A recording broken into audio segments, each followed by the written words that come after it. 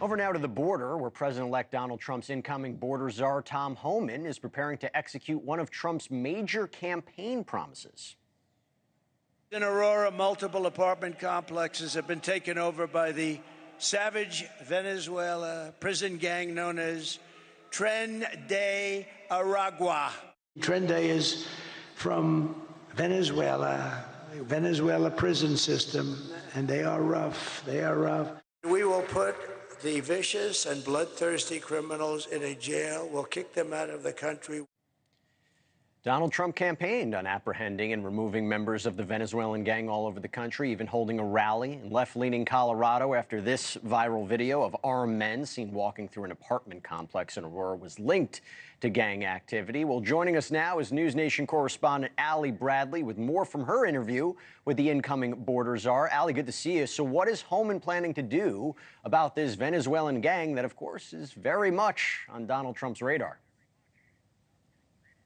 Yeah, hey, Jesse, at News Nation, we were the only ones that actually reported that it was linked to that gang activity. It finally came out after multiple arrests in New York. So when it comes to this violent gang, Tren de Aragua, they know where they are, and they're not worried about removing them. And the border czar says that they are present in at least 16 states, and they remain a priority target. So right out of the gate, we'll be attacking Tren de Aragua right where they operate, where they live, and we're going to put them in detention. We're going to remove them. For those who are pending asylum cases, it's clear. You got what we call conditions of release. When you're released, whether it's on an ankle monitor, released on OR, whatever, there's conditions of release. Participating in gang activity is a violation of those conditions of release. So at a minimum, we're going to take them back into custody. As far as finding TDA, we know where they're at. We know they're operating. HSI have been monitoring, working with state and local law enforcement. We know they're operating, and that's where we're going to be going starting day one.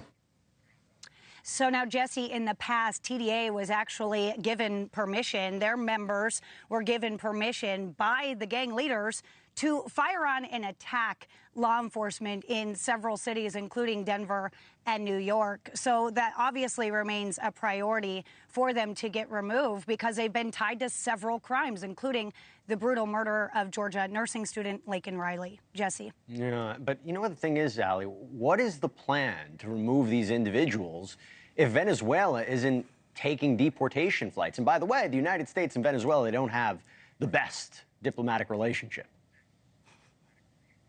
Yeah, a little nugget there. We don't really work well together, not in the same sandbox, right? They haven't taken flights back from us since February, nearly a year now.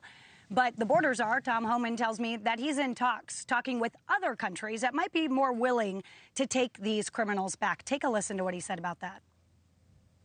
The reason Venezuela isn't taking them back is we don't have a strong president. It's going to make them take them back. President Trump made El Salvador take back MS-13 members. They didn't want to take them back, but President Trump got them to do it. Mexico didn't want to remain a Mexico program or put military on their borders, but President Trump got them to do it. Starting January 20th, we're going to have a very strong America First president who's going to negotiate, if he needs to negotiate, or simply make these countries do what they should do. Now, and in the minimal case, or in the small chance they won't take them back, then we'll send them to other countries. I'm already talking to several countries willing to take them. So we will arrest them. They'll be already deported and they'll be removed. If Venezuela don't want to take them back, we'll send them someplace else. And we're working on that right now.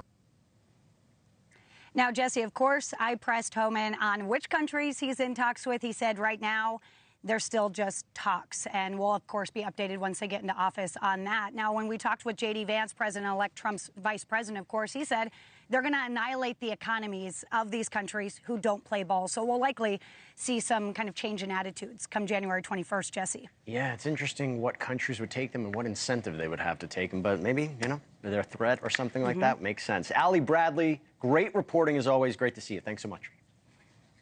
All right, coming up. America's first severe human case of bird flu is a mutation from infections in... Thanks so much for watching. Go to joinnn.com to find News Nation on your television provider. And don't forget to click the red subscribe button below to get more of News Nation's fact-driven, unbiased coverage.